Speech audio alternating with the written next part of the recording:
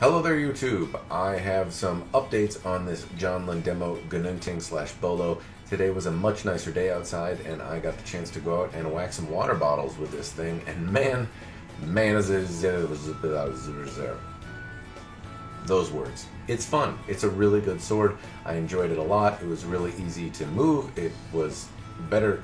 Honestly, it exceeded my expectations in maneuverability and just overall performance. Along with that, the pin construction made it very, very easy to clean up after myself. Here are some of the things with the things. If you have any interest in knowing, you can see my beautiful picture here on this Eskrima or Warriors Cove website, which is the dojo I used to study Jiu-Jitsu and Eskrima at. This is some time ago now, and I haven't been at this dojo for a couple of years anyway, but I really enjoyed my time studying Filipino martial arts there. I learned a lot. I learned how to swing a stick around, but we didn't do a lot of cutting. Anyway, I was an intermediate level student, no guro, no master of any kind, but I did study Filipino martial arts for a while, so take that for what it's worth when you see me swinging this thing around. Speaking of the swinging around, you can see me just moving the sword around a little bit. This is more or less to give you an idea how well it moves, if I'm swinging really, really hard or really lightly, how easily it whips around, how quickly you can do some Filipino-y style redondo wick-tick attacks, as well as how quickly basically you can see me twirling it around here. It's really fun to move. Point control is extremely easy. The blade feels very comfortable in my hand.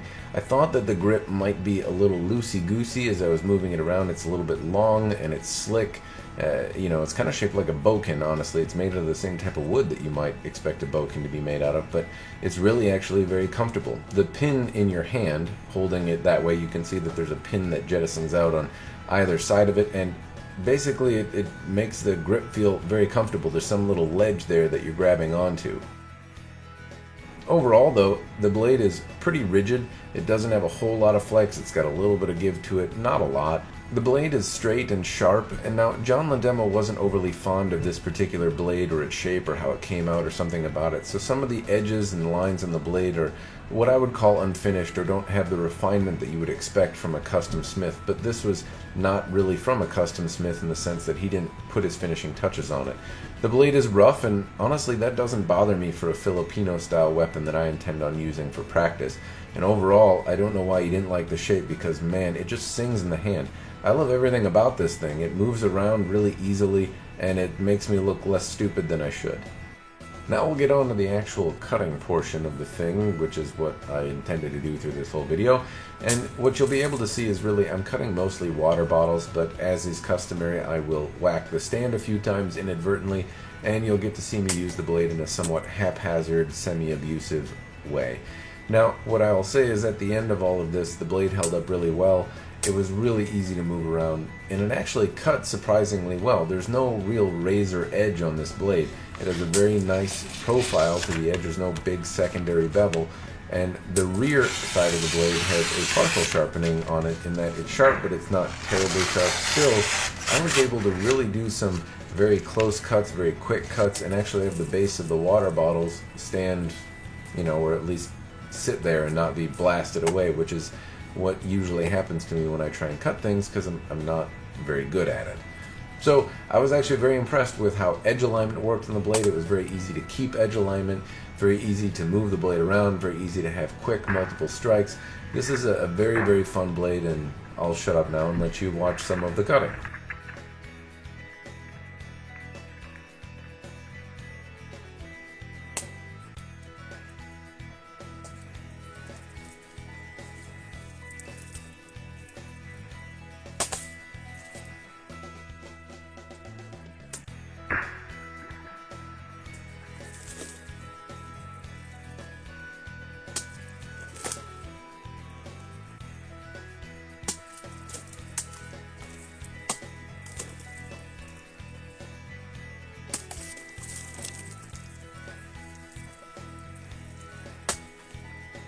Yes, when I whack the bottles into the pond, I do go get them. Sometimes it has me going up to my knees, but this time it was pretty close to the edge. Yay, nature!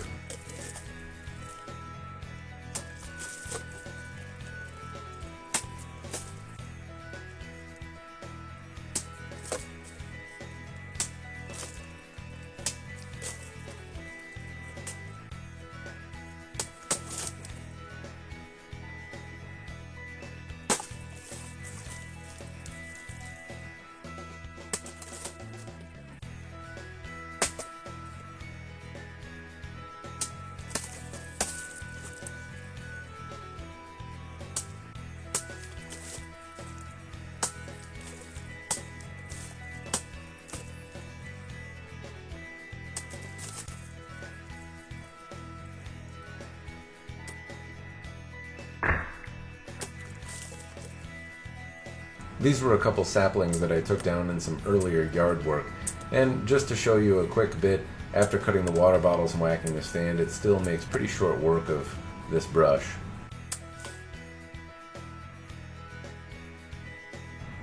The next bit I can show you is a quick bit of cleaning. Now you can see that I've disassembled the sword, and basically I'm just taking some Mother's Mag polish and going over very carefully because there's no real safe side to grab the blade from. It's got a sharp edge on the other side, even though it's not terribly sharp. Still, if I'm not paying attention, I can cut myself, and I have many times cleaning a sword trying to watch YouTube at the same time.